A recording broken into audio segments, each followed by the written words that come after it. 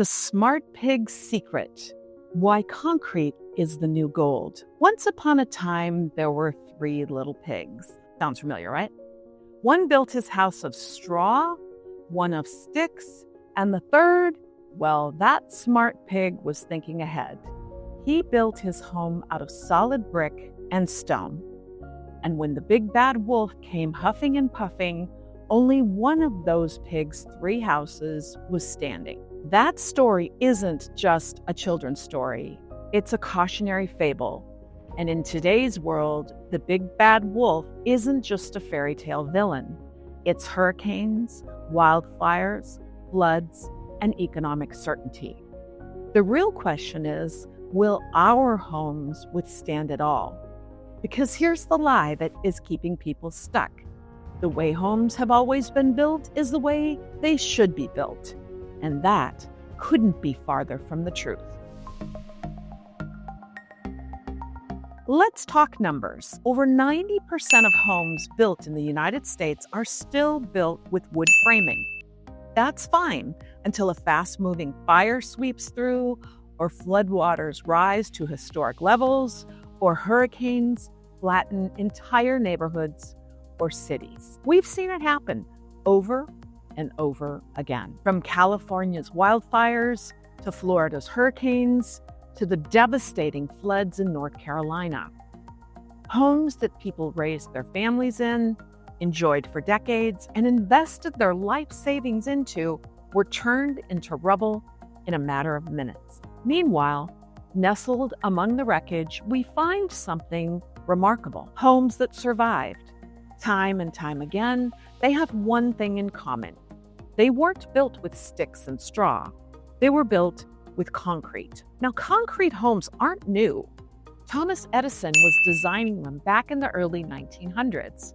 And today, we're seeing them stand strong where others have fallen. A concrete home in Malibu survived the infamous Calabasas firestorm in 1993. Another stood untouched during the Woolsey firestorm in 2018. And more recently, a stone and stucco home in Malibu was the sole survivor among the sea of charred remains. Yet, for some reason, we still rely on wood-framed homes, even in the most disaster-prone areas.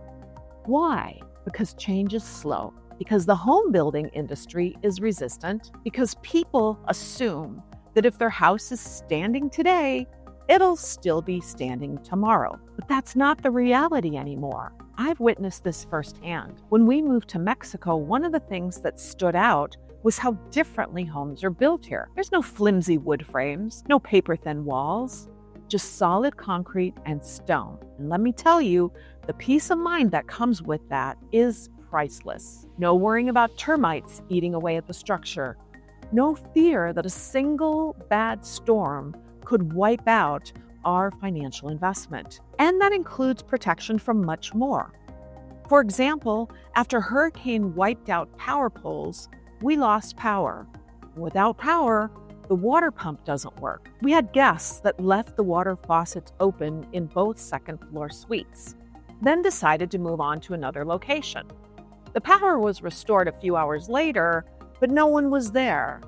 And with the faucets left open, water ran freely. When our property manager went over to check on things and make sure that the power was restored, he found inches of water flooding both apartments. If it would have been a stick house, this flooding would have caused severe, expensive, and long-lasting damage. Can you imagine sheetrock? Having to rip out the walls, leakage down to the first floor ceiling?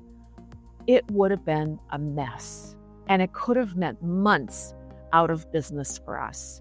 Instead, all the floodwaters were drained and emptied out simply by opening both doors.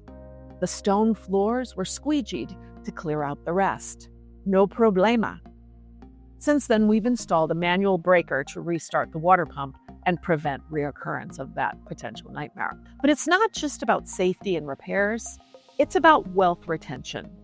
Our concrete home is incredibly efficient in terms of insulation. Concrete means inside room temps remain cool long after the AC is turned off. And that's a big deal in the tropics. Let's face it, a home is the biggest investment most people make in their lifetime. But if that investment can go up in flames, wash away in a flood, or collapse in a storm, how secure is that investment really? Many homeowners are facing financial ruin with no insurance in sight. Many Californians had their insurance policies canceled right before the fires due to the risk. Hurricane victims found their policies wouldn't pay because the insurance they bought didn't have the coverage that they thought it did. And areas that were never prone to flooding are now, but coverage wasn't added to protect against that sort of damage. And even when there is proper insurance coverage, the companies are notorious for delaying and even denying legitimate claims, not to mention the possibility of insolvency if the losses become too great for an insurance company to cover. So what does this all mean to you? If you're thinking about retirement, relocating, or just protecting your investments, maybe it's time to rethink what defines a home. It's time to stop believing the lie that wood is the smartest choice or the only way. Stop buying into the lie that the old way is the best way.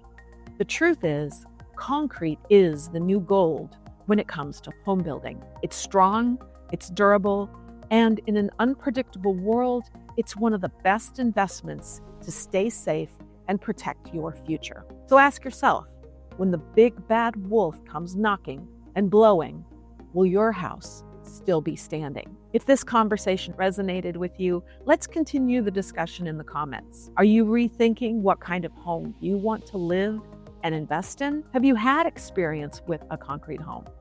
Let me know below. And if you found this eye-opening, don't forget to like, subscribe, and share, because this is a conversation more people need to have.